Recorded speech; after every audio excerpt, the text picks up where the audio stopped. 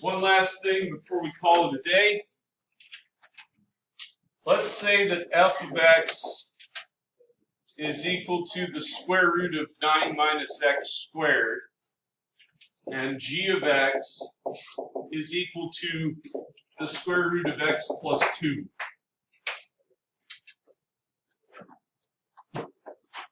The first thing that we would need to figure out is we would need to figure out the domains of these, right?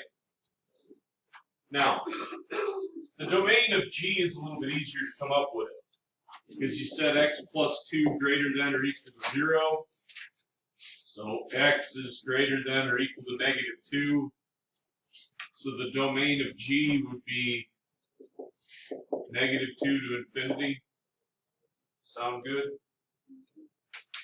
This one's a little bit trickier because this isn't linear anymore. You still set it up this way, but this time you want to factor this. So this would be what? 3 minus x, 3 plus x.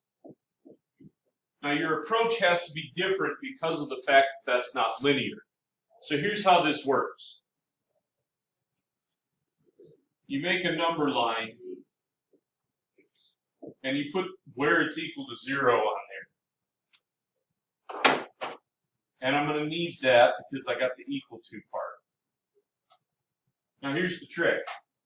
What you do is you pick a point from each region and test whether this thing is positive or negative.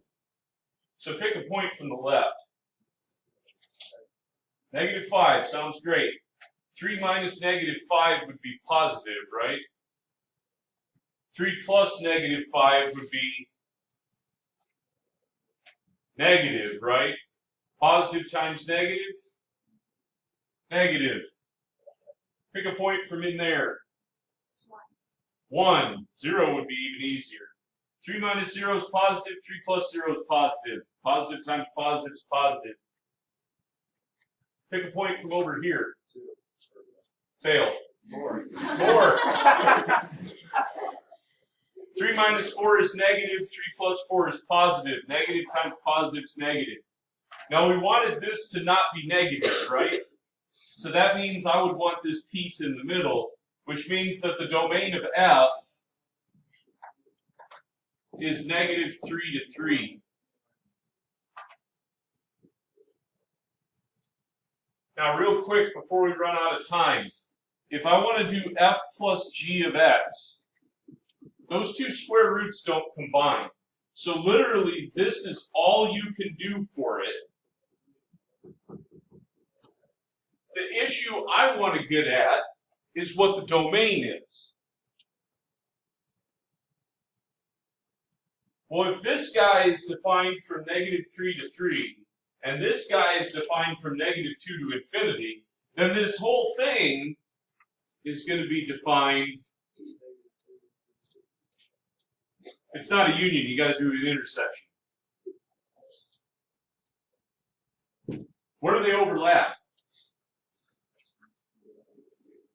Negative 2 to 3.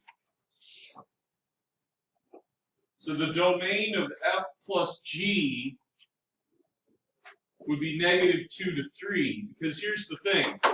If I plug anything that's between negative 2 and negative 3 into this, I'm going to get an imaginary number. I really can't do that. If I plug anything that's bigger than 3 into this, then I'm going to get an imaginary number. Okay? So that's why you've got to take the overlap between the two. Make sense? All right, that was it for today.